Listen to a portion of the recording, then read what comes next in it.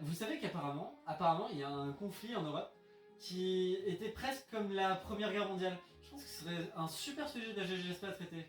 Qui veut le faire avec moi? Ok, donc personne. Qui es-tu? Je suis la voix dans ta tête. Bon, j'imagine que je vais devoir le faire avec toi. On n'est jamais mieux servi par soi-même. Donc, si j'ai bien compris, la guerre de 30 ans est un conflit majeur qui a ravagé l'Europe de 1618 à 1648. On considère qu'elle a été déclenchée par la défenestration de Prague en mai 1618. Alors, avant toute chose, comment on en est arrivé à jeter les catholiques par la fenêtre? En 1609, le prédécesseur de Ferdinand II, l'empereur du Saint-Empire germanique, a promulgué la Lettre de Majesté, qui octroie entre autres le droit du culte protestant à la province de Bohême. Mais quand je suis extrêmement catholique, élevé par des jésuites et relativement conservateur, Ferdinand II arrive au pouvoir, quand on entend parler de la lettre de son oncle, il est un peu en mode ouais, mais non. Exactement. Dès qu'il trouve la moindre justification, il fait fermer le plus vite possible les églises protestantes comme si la lettre n'avait jamais existé. Les nobles de Bohême comprennent qu'ils doivent prendre les choses en main, de manière certes ferme, mais diplomatique. Alors, ils se rendent au château royal de Prague, où ils vont agir de la manière la plus diplomatique possible pour mener les négociations. Ils ont défenestré 3 représentants catholiques. Quoi? Et c'est pourquoi, à la base, elle oppose d'abord les princes protestants du Saint-Empire romain germanique à l'empereur catholique Ferdinand II. Cet événement, sans surprise, déclenche une guerre ouverte entre les deux parties. Faut voir que pour que les princes puissent se battre contre Ferdinand II, c'est pas forcément pratique, c'est le roi de Bohême, c'est Ferdinand II. Et ça tombe bien, le roi de Bohême, c'est pas vraiment l'empereur. Enfin, si, mais c'est pas obligatoire. Donc tous les princes ont juste eu à se réunir et à dire « Ouais, maintenant ce sera Ferdinand V du Palatinat » et ainsi de suite. Légalement, ça marchait pas trop parce que Ferdinand II ne le reconnaissait pas et qu'il considérait les princes comme des traîtres, mais de toute façon, ça allait pas durer assez longtemps pour valoir quelque chose. En 1620 se déroule la bataille de la Montagne Blanche, menée par le général Tilly et les troupes impériales. Les Bohémiens se font écraser et Frédéric V gagne son surnom de roi d'hiver, n'en ayant gagné qu'un seul. Exécution, confiscation de terres, exil des nobles, évidemment recatholisation forcée. Une fin assez définitive en somme, et c'est évidemment là que tout s'arrête. Évidemment pas. Quelque chose d'assez rare pour être noté survient alors. En 1625, les Danois entrent en guerre. Officiellement, ils veulent garantir la sécurité des princes protestants de l'actuelle Allemagne. Très sympa les Danois, mais en vérité, c'est que les Habsbourg, la famille de Ferdinand II, contrôlaient toute cette zone nord, le Danemark se retrouverait complètement encerclé.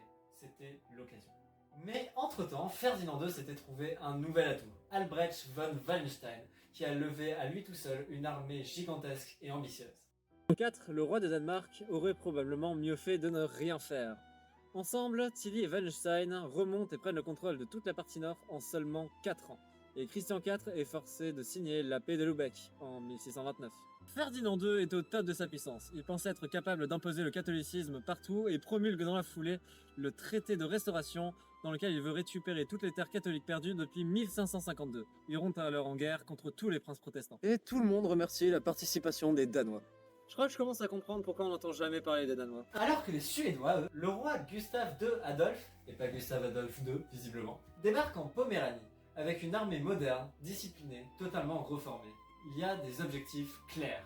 Protéger les protestants, casser les Habsbourg et surtout renforcer la domination suédoise sur la mer Baltique.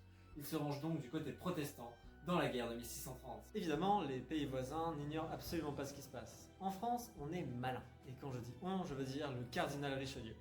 C'est pourquoi il finance la Suède. Oui, la France catholique. Finance les protestants. Les voies de la géopolitique sont impénétrables. Mais on y reviendra plus tard. Pour l'instant, la Suède écrase l'armée de Tilly dans la bataille de Brentheisfeld et prend le contrôle du Nord en 1631. Comme quoi, les Danois. L'année suivante, les Suédois gagnent aussi la bataille de Lutzen, mais Gustave II Adolphe y meurt. Compliqué d'inspirer les troupes lorsqu'on ne peut plus respirer. Il a beau être érigé en héros, la coalition protestante s'affaiblit. En 1635, à force de combat, l'empereur Ferdinand II commence à réaliser qu'il n'est pas tout puissant et essaye de reprendre la main. Il signe la paix de Prague avec la Ligue catholique et beaucoup de princes protestants allemands. Le but, arrêter les bains de sang, ressouder l'Empire et isoler la Suède. La guerre se calme un peu jusqu'à qu'un nouvel invité arrive. Globalement, toujours les mêmes qui posent problème. Depuis le début, nous parlions des Habsbourg, mais la réalité est très différente. Car il n'y en a pas un, mais 2. C'est qui? Un Danois? Il y a déjà les Habsbourg d'Autriche, dont nous parlons depuis le début, et les Habsbourg d'Espagne, qui contrôlent entre autres l'Italie du Sud, les Pays-Bas. Oui, et l'Espagne aussi. À eux deux, ils contrôlent la moitié de l'Europe, et risquent de plus en plus d'encercler la France, ce qui rend malade de peur le cardinal Richelieu. Alors, quitte à financer une autre religion, il finance la Suède. Alors, quand les Suédois perdent à Nordlingen en 1634, et qu'en plus l'Espagne lance une lettre menaçante à la France, il est temps d'agir. La lettre est publiée, la guerre devient populaire, la guerre est déclarée à l'Espagne, et par extension, au Saint-Empire romain germanique.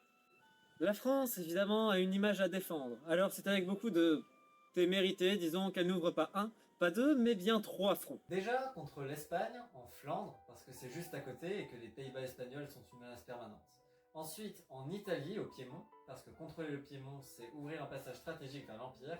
Et enfin dans la vallée du Rhin, à l'est de la France, pour empêcher l'Empire de passer en France, pour protéger l'Alsace, afin d'une future conquête, et soutenir la Suède, toujours alliée. Ainsi, la quasi-totalité de l'Europe est maintenant en guerre, et pour des raisons clairement politiques.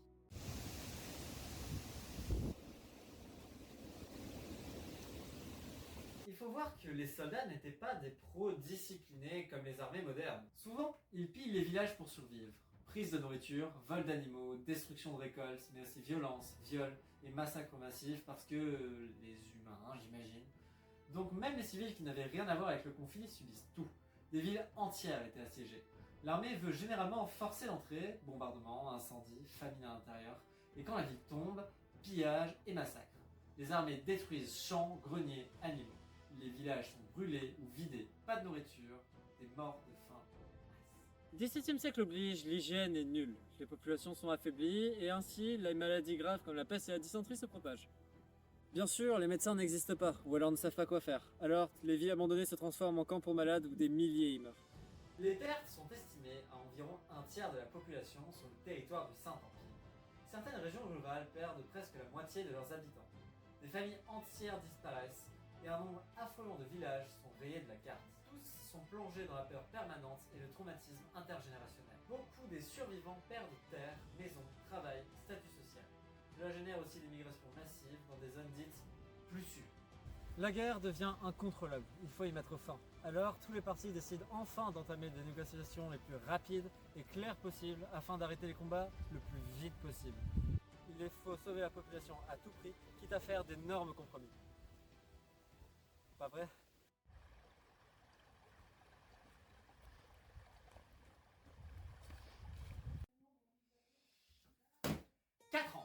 Les négociations de Westphalie ont duré 4 ans. Et attention, pas 4 ans de travail, 4 ans de 1644 à 1648 de... Bon les gars, on fait quoi? Déjà, 2 villes pour un même traité. Münster entre la France, l'Espagne et l'Empire, et Osnabrück entre la Suède et l'Empire. Le Saint-Empire est obligé de négocier sur 2 fronts car catholiques et protestants refusent de se voir face à face. Bon, c'est ridicule, mais j'imagine que ça se comprend. Et heureusement, c'est à ce moment-là qu'arrive le sacro-saint des négociateurs, le saint des saints des copies d'AGGSP, Maximilien von Trotzmandorf, le seul et l'unique. Il arrive en 1645 en sa qualité de plénipotentiaire de Ferdinand III. Oui, Ferdinand III. Ferdinand II était mort en 1636-37, mais en fait, c'est pas très important et je l'aime pas trop, donc je l'ai zappé. Il a déjà négocié plein de traités, c'est un monstre en diplomatie. Sa stratégie, donner des concessions religieuses et politiques aux princes allemands pour les rassurer, être inflexible contre la France et la Suède. Résultat, les catholiques disent « t'abandonnes trop », les protestants disent « t'es trop dur ». Du coup, ouais, il est pile au milieu. En 1647, fatigué de la lenteur des pourparlers, il demande la permission de partir, peut-être à cause de maladie. Mais il a déjà verrouillé l'essentiel du futur traité. Mais pourquoi c'est si lent d'ailleurs? Les négociations sont un enfer.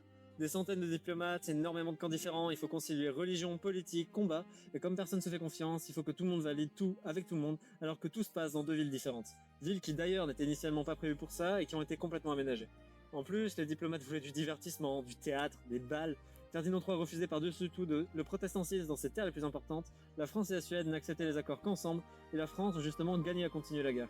Évidemment, au grand plaisir de la population, les combats ne s'étaient pas arrêtés et l'issue de ceci venait influencer les négociations.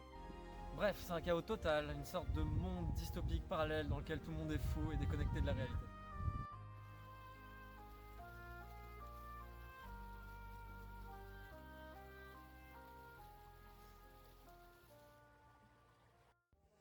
« 24 octobre 1648. Maximilien von Trotzmanndorf avait déjà essayé de rédiger un traité de paix complet avant de se retirer, et celui-ci a été repris comme base pour le définitif traité de Westphalie. D'abord, nous obtiendrons un nouvel ordre religieux. Le calvinisme est enfin reconnu officiellement, et on a un début des vraies coexistences confessionnelles. En deux, un nouvel ordre politique. L'empereur perd énormément de pouvoir, et les États allemands deviennent quasiment indépendants. Ils ont le droit de faire des alliances et ont une autonomie interne. Il y a aussi là la naissance de la notion moderne de souveraineté des États. En trois, des changements territoriaux. Déjà, la France, qui obtient la région de Metz, de Toul et de Verlin. Elle gagne aussi Brisach et prend la Basse-Alsace. Elle en sort ultra renforcée. Ensuite, la Suède. Elle gagne des territoires en Poméranie et obtient des ports clés en Baltique. Elle devient une grande puissance nordique. Et d'autres indépendances sont confirmées, comme les provinces unies qui deviendront les Pays-Bas, ou la Confédération suisse qui deviendront la Suisse. Et enfin, en 4, fin de la domination des Habsbourg. L'Autriche et l'Espagne en sortent ultra affaiblies et l'Allemagne est ruinée, dépeuplée et politiquement morcelée. La guerre de 30 ans a donc duré 30 ans. Et d'une certaine manière, c'est un peu la première guerre mondiale pour les Européens, en tout cas une première guerre mondiale européenne, qui a laissé un ordre européen qui restera durant toutes les centaines d'années suivantes. Je pense qu'on peut dire que j'ai bien compris.